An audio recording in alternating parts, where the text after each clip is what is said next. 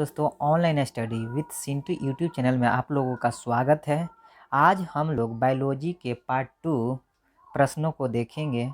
Part 1 मैं बना दिया हूँ, उसका लिंक डिस्क्रिप्शन में दे दूँगा दोस्तों। तो आइए आज हम लोग बेहतरीन से बेहतरीन क्वेश्चनों को देखेंगे जो हर एग्ज़ाम के लिए इम्पोर्टेंट है दोस्तों। चाहे रेलवे हो, चाहे एसएससी हो, चाहे बीपीएससी हो, कोई भी एग्ज़ाम हो दोस्तों, वहाँ आपको बहुत ज़्यादा ही मदद होगा दोस्तों। तो आइए हम प्रश्नों पर आते हैं दोस्तों।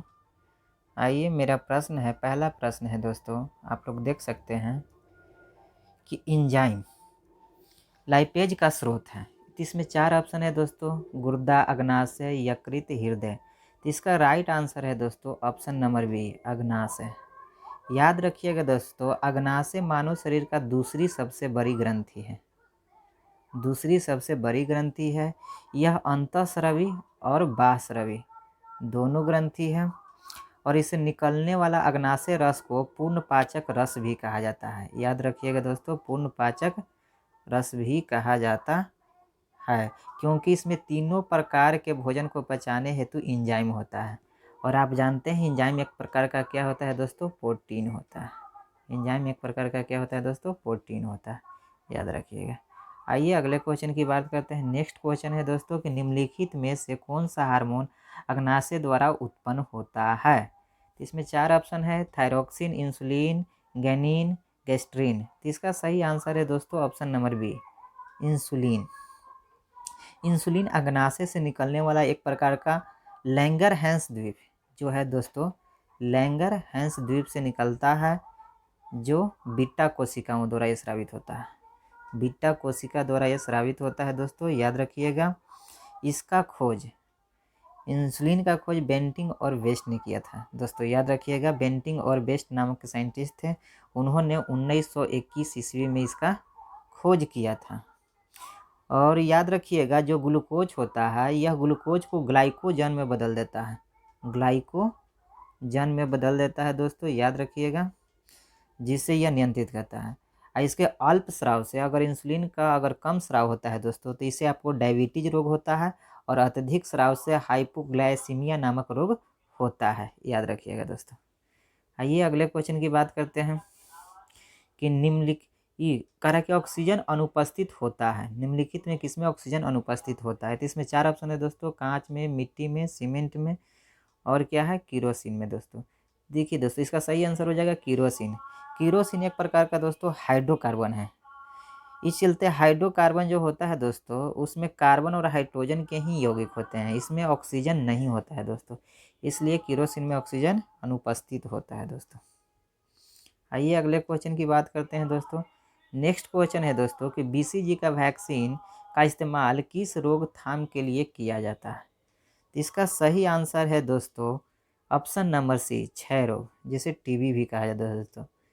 बीसीजी का टीका क्षय रोग से इलाज के लिए लगाया जाता है दोस्तों। याद रखिएगा, क्षय रोग को कहा जाता है बेसिलस केमिटेरियन रोग भी कहा जाता है, जो बैक्टीरिया से होता है दोस्तों। याद रखिएगा, ये बैक्टीरिया से होने वाला रोग है और ये फेफड़ा को प्रभावित करता है। किसको प्रभावित करता है दोस्तों, फेफड़ा को प्रभावित करता है। आइए अगले क्वेश्चन की बात करते हैं दोस्तों कि प्रकाश संश्लेषण के दौरान हरे पौधे अवशोषित करते हैं। तो इसमें दोस्तों CO2 को अवशोषित करते हैं। इसका इक्वेशन है CO2 + 12H2O। ये जब रिएक्ट करते हैं दोस्तों तो C6H12O6 + 6H2O + 6O2 ये ऑक्सीजन को मुक्त करते हैं दोस्तों। याद रखिएगा। चलिए अगले क्वेश्चन की बात करते हैं दोस्तों। नेक्स्ट क्वेश्चन है कि निम्नलिखित में से कौन रक्त के संचरण में मदद करता है दोस्तों। तो रक्त के संचरण में मदद करने वाला है, इसमें 4 ऑप्शन है दोस्तों, लिम्फोसाइट, मोनोसाइट, एरिथ्रोसाइट, रक्त प्लेटलेट्स। इसका राइट आंसर हो जाएगा ऑप्शन नंबर सी, एरिथ्रोसाइट दोस्तों। एरिथ्रोसाइट जो होता है दोस्तों, लाल रक्त कोशिकाओं में मुख्य रूप से पाया जाता है दोस्तों, जो फेफड़ा होता है उससे ऑक्सीजन को लेकर ये शरीर के ऊतकों और कार्बन डाइऑक्साइड को अपशिष्ट उत्पाद के रूप में ऊतकों से दूर फेफड़ा तक पहुंचाने का काम करता है दोस्तों। और हीमोग्लोबिन जो आपको लाल रक्त कणिका में पाया जाता है दोस्तों, ये ऑक्सीजन को लेकर कोशिकाओं को एक भाग से दूसरे भाग तक ले जाने का काम करता है दोस्तों। और हीमोग्लोबिन एक प्रकार का प्रोटीन होता है दोस्तों, याद रखिएगा। चलिए अगले क्वेश्चन की बात करते हैं। नेक्स्ट क्वेश्चन है दोस्तों हमारे पास कि अंगोरा ऊन किससे निकाला जाता है? तो इसका राइट आंसर हो जाएगा दोस्तों, 4 ऑप्शन है दोस्तों, खरगोश, लोमड़ी और बकरी, भेड़। तो इसका राइट आंसर है दोस्तों ऑप्शन ए, याद रखिएगा, खरगोश से निकाला जाता है, जबकि पश्मीना ऊन जो बकरी से निकाला जाता है दोस्तों। आप लोग ये भी याद रखिएगा दोस्तों। चलिए अगले क्वेश्चन की बात करते हैं। नेक्स्ट क्वेश्चन है दोस्तों कि शैवाल और कवक से मिलने से लाइकेन बनता है, जिसे कहते हैं। तो याद रखिएगा दोस्तों, इसका सही आंसर हो जाएगा दोस्तों म्यूटुइज्म। क्या हो जाएगा दोस्तों? Option number B. म्यूटुइज्म को कहा जाता है सहजीविता, सहजीविता, याद रखिएगा दोस्तों। इसमें 2 प्रजाति लाभान्वित होते हैं, जैसे इसका उदाहरण है लाइकेन। लाइकेन जो होता है दोस्तों, कवक और शैवाल जो होते हैं, कवक के द्वारा शैवाल को सुरक्षा प्रदान होता है दोस्तों, और शैवाल कवक को भोजन प्रदान करता है। इस चलते ये दोनों सहजीविता माने ये दोनों साथ रह सकते हैं और दोनों को लाभान्वित होते हैं। इसमें दूसरा है एक दोस्तों पैराटिज्म, इसे कहा जाता है परजीविता।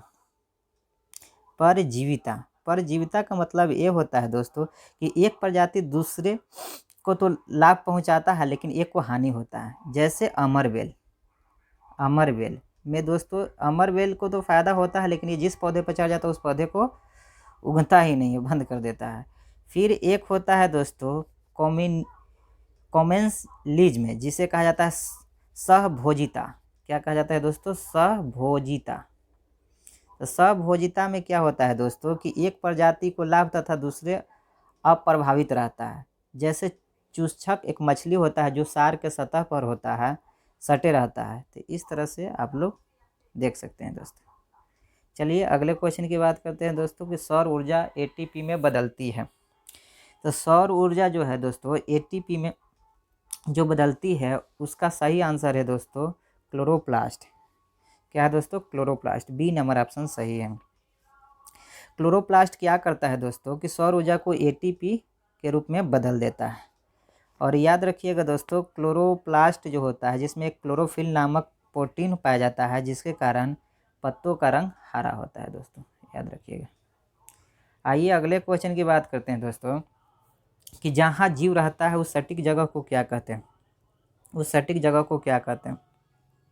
इसका सही आंसर है दोस्तों आवास, ऑप्शन नंबर ए। और इसमें एक चीज़ है निकेत। निकेत क्या होता है दोस्तों? तो याद रखिएगा कि निकेत उस जगह को कहा जाता है जहाँ भौतिक और रासायनिक कारकों की ज़रूरत होती है, उसे निकेत कहते हैं। अब प्रत्येक जाति का एक विशिष्ट निकेत होता है दोस्तों, याद रखिएगा।